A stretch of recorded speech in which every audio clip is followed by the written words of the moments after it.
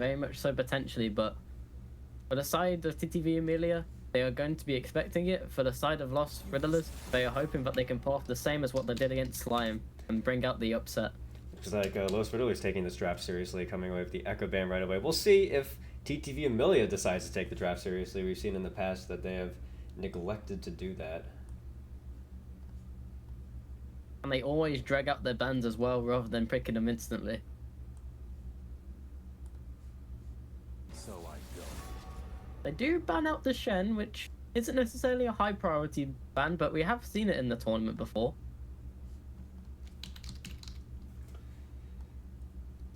Could just be them picking any old champion on the list. I do not follow. Darius Ben going to be targeting Decimate's champion pool. We have yet to see, and I guess because this is full fearless, we will never see Decimate's Darius, but he's looked more than well equipped to win the games on his other picks like the Volibear and the Ambessa. The only game he's really struggled on was that Lee Sin. Every other time he's pretty much always came out with at least a couple solo kills, and in some games specifically like the Aatrox, came out with plenty enough solo kills just to carry the game all by himself. As I say that they do ban the Ambessa, so double targeting Decimate. Decimate has said in interviews that teams should not throw bans on him because his champion pool is a champion ocean, so we'll see if Los Riddlers regrets this decision. The Echo ban is more focused on DJ Chu instead, and they've used that pick to very good effect, especially for the roaming. And we see Ziggs picked out first. Going to be the Ziggs. 3 He's and a Ha. Been playing a lot of Ziggs this tournament. This will be his 3rd Ziggs game. One might say that he is a Ziggs one-trick. And in fact, something else interesting to note is that the one game that Bone Void on the enemy team, that Spikerex played Ziggs, 3 He's and a Ha was in chat flaming him. So we're gonna have to see if we're gonna have to see if this Ziggs can put his money where his mouth is. We see a trend from TTV Emilya from the end of the last series, picking more unconventional picks with Diana, which gives them more availability picks for later on to the series, but also does give Lost Riddlers a chance to take up these higher priority picks as well. Yeah, and something that I do know, just from being chronically online on Twitter, is that Bone Void is quite the Diana player. Prefers to go a tankier Diana build, so maybe we'll see the Tank Bruiser Bone Void Diana special. We see the Vladimir come through, which has seen relatively alright gameplay so far throughout this tournament and has been relatively strong on recent patches. They might bring out the Nidalee, but you gotta think. Just hovering it. If they lock it in, I'm leaving. There'd be way too much AP focused damage if they do bring it out. Right, it's a Welltorium solo stream. Good luck. Oh. The Nidalee just doesn't really make any sense here. They already have 2 characters that are going to be building AP, and now they've just brought out the Nidalee on top of it. The damage spread's going to be horrible. Decimate is probably going to be taking up that Aatrox. You're going to be building a lot of health. You potentially could even be building any kind of magic resist this game, and the enemy team is just going to struggle to find their way to kill Aatrox this game. Now, of course, there is one angle for the Nidalee that I can see, and that is, first of all, Nidalee does have quite a strong AD build. They gave her a bunch of scaling for AD, so we could be seeing that. The other thing, Nidalee, known as a lane bully. Now, Nidalee's going to struggle to do any lane bullying if she ends up matched up against the Ashe, and could even struggle against the Aatrox, but if the Nidalee was being picked, that would be why. 1, because it's a lane bully, and 2, because it can go physical damage to help out their damage profile a little bit.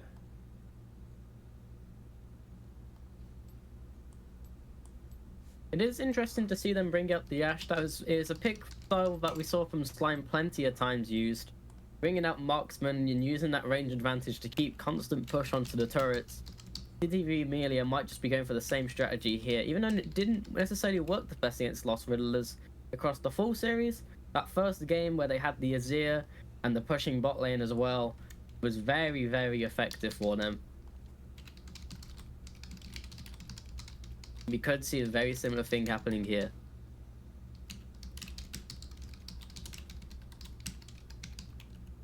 I'm going to be annoying in the server one more time with the @everyone ping. So do we have any predictions for this game? Of course, the channel point prediction is out. You could bet your life savings away on that. I feel TTV Emilya are very happy with the draft. They've got characters that they're comfortable with, and probably some decent lane matchups as well. You're probably going to be seeing the Ziggs and the Ashe potentially go against each other here in the bot lane, potentially in the mid lane as well.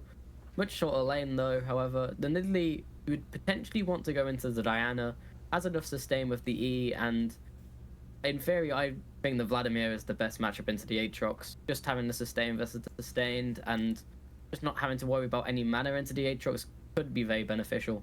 And something really interesting that Los Riddlers could play around is that it seems like TTV Emilya are hard and set on where their players are going. Decimate has always gone to the top lane.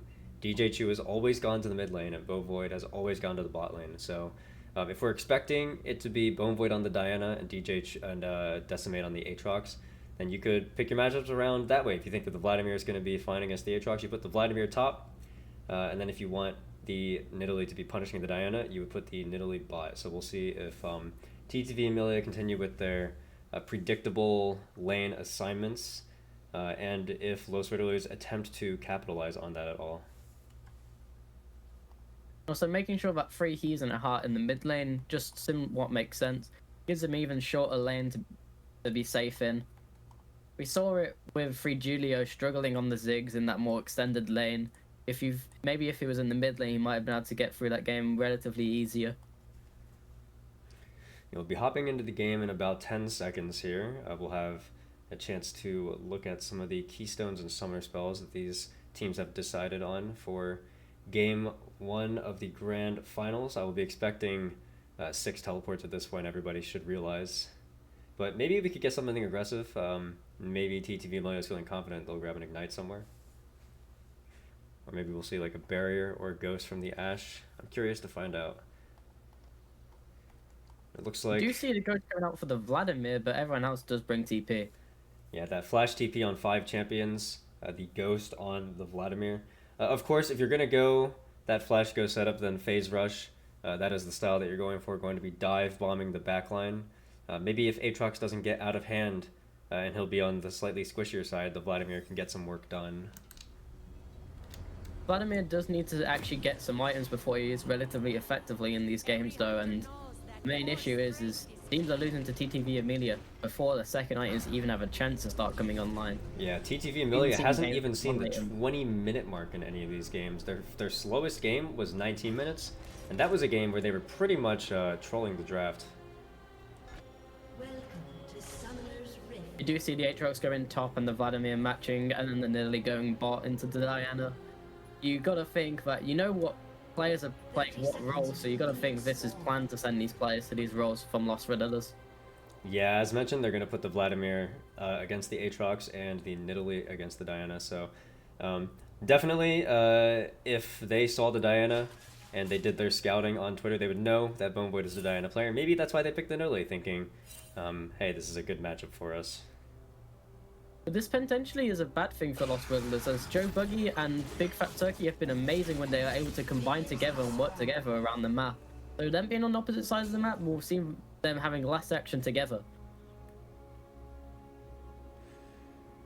Joe Buggy already taking not the greatest trade against the Aatrox. Gonna be struggling a bit. We have an all-chat handshake, Milio, Yumi bot next game. And unfortunately, it seems like Void will decline the invitation. Saying ooh to both as well, rather than just the Yumi, sadly. Very much not interested in that matchup. Yeah, Void a little bit too young, a little bit too brain-rotted, probably part of the Sigma male mentality, doesn't want to play any enchanters. We also see the Nidalee come up with Grasp, and being in a range matchup should be able to get plenty of procs of those in this game. Yeah, honestly, you know, if I'm Los Riddlers, I would be expecting the Nidalee to win this lane, because Big Fat Turkey has been Los Riddlers' best player by far. And then, of course, you have Void on the other side, who is a jungler and not a laner. So I would be somewhat surprised if Void will find any laning advantages here. Meanwhile, in the mid lane, you see the Hail of Blades coming out from the Ashes. This means that if Free He's and a Heart ever oversteps past these waves, a nice trade should be coming out in favor of the Ashes in terms of the upfront damage. Yeah, that said, the Ziggs took a bad trade at first. but still holding on to both potions and a biscuit, and has yet to use any and is back to being healthy, so that initial trade not being too bad for them. Nice trade comes out from the Nidalee as well.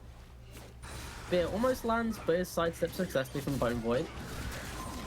First Q lands, hits the W as well. Should be able to follow up with the next Q as well. It's a nice chunk onto Joe Buggy in the top lane. Yeah, Decimate definitely winning out on the mind games, landing pretty much every ability, every sweet spot. But of course, when you're playing against the Vladimir, one of those champions who, even if they falter in lane a bit, if they play it slow enough, they can start to heal back up, especially when the wave is pushing into the Vladimir like this. Going to be hard for Decimate to find any punish. Nice all in from the Diana with the shield in buffing out most of the upfront damage. With lots of same train does allow some healing. The low mana for the Lily allows for the Diana all in to continue to get the kill. Yeah, pretty crazy that Bone Void was able to find a solo kill there. Even crazier that Big Fat Turkey decided to flash, considering that Bone Void had the follow flash available, even if he didn't die right away. So big misplay coming out from Los Riddlers. Not how they wanted to start the game. Even with the healing available to Vladimir, you do at this point gotta expect him to start thinking about the back at this such low HP. Same with the Ziggs in the mid lane.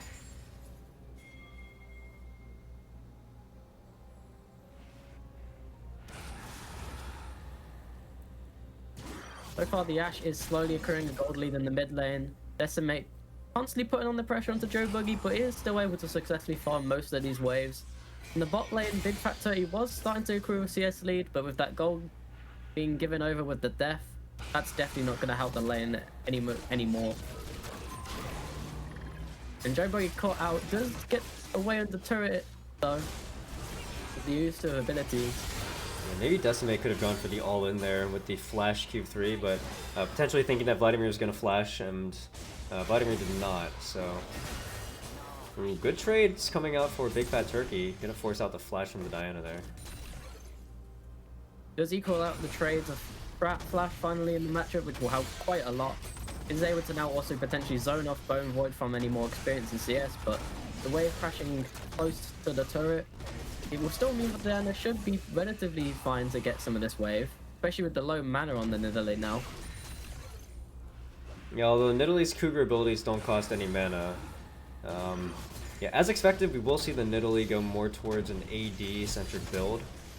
Ooh, flash coming out from the Ashe. And Freehe's and Heart is stuck behind the wall next to his turret. Definitely struggling in this mid lane. Ashe Arrow nearly lands in the top lane, but isn't quite close enough to really be a threat. Yeah, if that had landed, it would have been a disaster. The game already starting to slip away a little bit from Los Riddlers, down 1k gold, but nothing too crazy to break the game open just yet. Again, enough opportunity potentially for Decimate to find the Q3 flash, but again, opts just play it safe as he's already slowly starting to win out this lane. And with the Herald of Blades rune, we do see the Lethality Ashe coming out this game. If they opt into items such as Umbreblade, we could be seeing plenty of ults coming down and having a cross the map impact. Finally, you do see the Decimate all in after the flash to secure the kill onto Vladimir. Yeah, this is going to really hurt. Vladimir opting for the Ghost instead of the TP, so going to lose the entire wave under turret. It's going to be hard to recover from that one.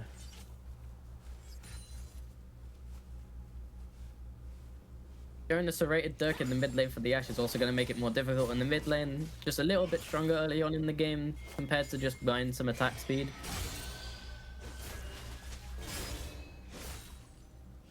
And you know, I'm going to say that this Nidalee only being up to 15 CS and down the kill, even if the kill wasn't there, not the type of lead that you would want if you're going to pick a laning Nidalee, because, of course, now that Diana's level 6, Nidalee, when she turns level 6, doesn't necessarily get anything crazy. So, Diana having her most important tool now, it's going to be harder and harder for Nidalee to find advantages. Although Vladimir does have flash and Aatrox does not, you gotta be very safe going this far away from the turret now at such low HP. With the 3 long swords and a pickaxe, the Ashe ult does land this time around, and that just is a free kill for the Aatrox. And again, especially for the Vladimir, this really hurts because the Vladimir chose not to take teleport. So no way safely back into the lane will lead another wave.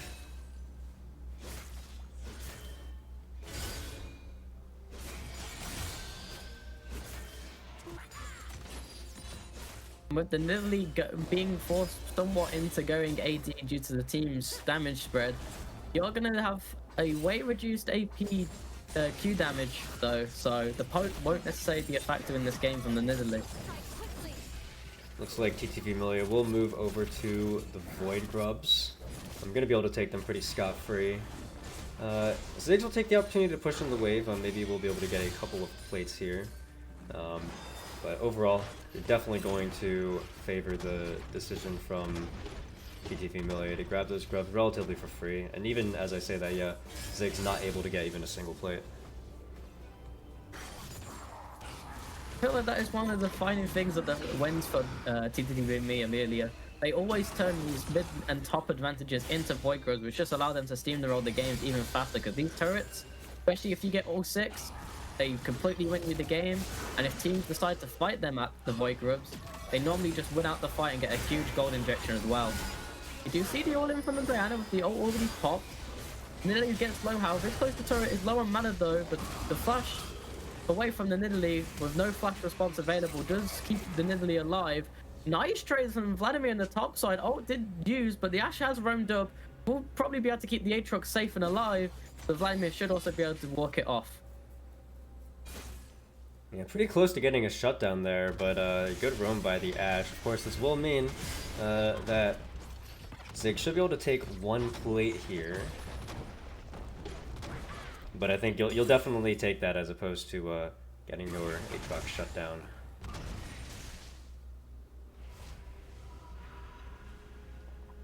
We do see Vlad getting off a back this time before falling, but still has no TP, doesn't have Ghost.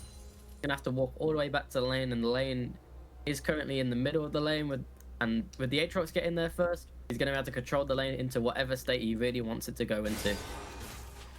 Taking a closer look, that was probably the last good opportunity Vladimir is going to have to get a kill at all. Used both summoner spells and the ult, couldn't find anything. And now that Aatrox has gotten his base off, he has the completed Eclipse. I highly doubt there will be another angle to punish him again. Ziggs is extremely low on mana. He's probably wanting to stay until he can get that TP recall off instead, but with no mana, you are at risk. So, but he might just decide to stay one more wave if he sees the Ashes back.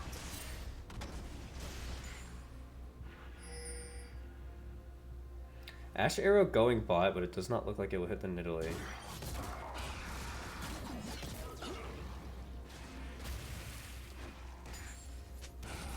Nidalee does buy into some manic resist for this matchup. Vladimir is caught out, is able to get away safely and get some nice healing back off of the minions. Back up to half HP. But that Eclipse damage gives this Aatrox some very high burst potential, as we could have already seen. And of course, Aatrox holding onto the ultimate might look for the all-in here. Does miss the first Q, gets sidestepped on the second one, but that damage off of only still hitting 1 takes away 1/3 of the HP of the Vladimir, is forced to back away. Yeah, you can see the small little optimizations that Decimate is making there. Waited to go for the all-in until the Vladimir burned his empowered Q, and could have just go in and get it with the Eclipse passive auto. Lily gets dragged to the turret with the Diana ult, and that is just a kill for Bone Void in the bot lane as well. Extra salt in the wound because that was a kill through a Hex Drinker that the Nidalee picked up, so nothing going right for Los Riddlers so far. And Decimate might also be able to take the first turret of the game in the top side of the map as well. Meaning they will get those feats of strength. And you have to imagine that even if Shaz was here, he would probably just be in the mid lane, watching the side lanes crumble just the same.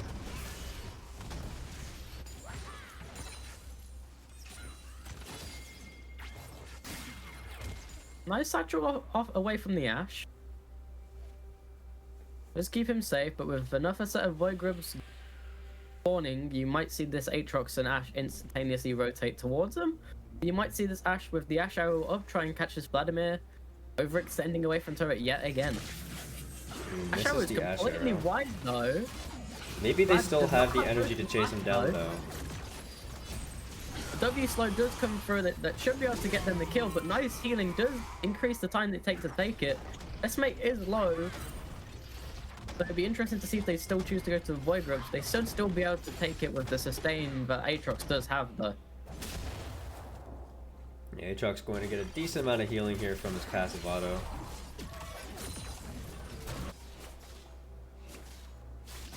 Maybe we'll only be able to take one though. Or maybe we can take Flurry 0. isn't able to take them. But yeah. Somewhat surprised the Ashe didn't want to join. Does get a decent push on the wave, but normally they want to focus these Void Ropes much more than they seemingly do together. And the Ziggs, due to the miscalculation from TTV Emilya, able to pick up a mid-turret, so no perfect game for TTV Emilya. They will not be able to repeat their clean 0 plates, 0 deaths performance. And that has ult again. Might just look for the all-in. A full Maw for the Nidalee this time. We'll see if they have the damage, and it looks like most likely yes. Yeah, with the ult available, there's almost no way for the Nidalee to get out in that position. Ziggs just coming down to the bot lane. Might just look to get the wave though. Hasn't really got any threat onto the Diana with the flash available to get out of there.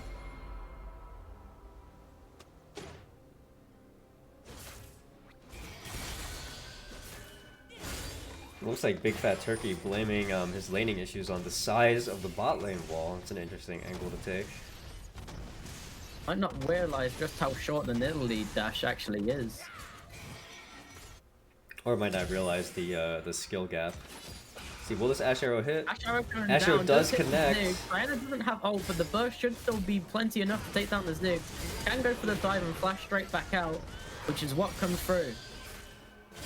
Nidalee is on the flank though, after using TP, and this Diana is very, very low. Has a nice shield, but that still won't be enough, and the Nidalee does get at least a response kill. Some of the common AD items that you end up seeing Nidalee's pick up would be the Trinity Force, Ravenous Hydra. Sometimes you see Sundered Sky, so we'll be interested to see what the Nidalee decides to build next.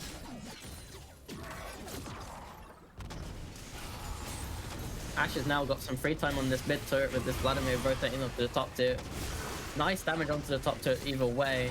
Vladimir might be able to find something with the ult popped onto Decimate here. Things Bomb doesn't land, but the HP of this Aatrox is slowly falling, but pops the World Ender, gets some nice healing, it's back up to half health. And Nidalee might have to just back away here from the Aatrox, as the Ashe has also rotated up. Stuck in the bush, W does not land after the flash. And does get away safely, but the turret might have to be given away in trade. Even with this one minion, both players are still there and they take it down. Yeah, not the worst angle in the and a world. kill. If that Ziggs ult had landed, maybe the Aatrox would have gone down, but Ziggs ult missing spells doom for the Vladimir.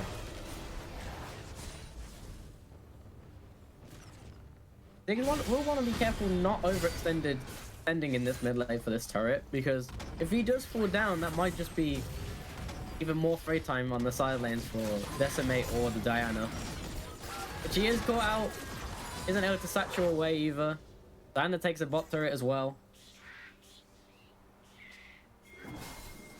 Of course, at this point, we're kind of just waiting for the inevitable to occur. They're up 6k gold, going for the Herald right now. With that top tier 3 exposed, they could just drop the Herald top lane and then look to end the game. Star Meow saying in chat, Decimate goat, Boom Void goat, I don't know the other person. Wow. The DJ Chew disrespect. He didn't land all of these Ash ults just to be treated like this. We have seen Yatsun Mark come through on the Ashe. Gives them even more opportunities for the ultimate to come through. Could just use the Ashe Arrow to find any kind of engage. They do have the Diana now grouping up with them, so they have plenty of follow-up on that engage now. Yeah, it looks like they're going to go for the end here. Vladimir's got to get down here to fight that final 3v3. Some of this Ziggs and Nidalee poke is going to have to land to try and thwart this turret going down. But the Howard be in place. Yeah, here's the cannon wave, they're going to go for it. Ash Arrow does land with Diana nowhere in range to follow up, so that does mean that the Ash does not have ult available for this dive. That turret has already gone down to half power, they already find down the first kill, but they do find Diana on the backside of it. Vladimir is very, very low though. Destiny is just going to follow up in the chase. Ash W lands and gets the kill. Then he goes back in, nearly gets the Ash, but with the Aatrox being full HP, that just secures the game. Yeah, 17-minute, 50-second win. So once again, TTV Emilya will not see the 20-minute mark.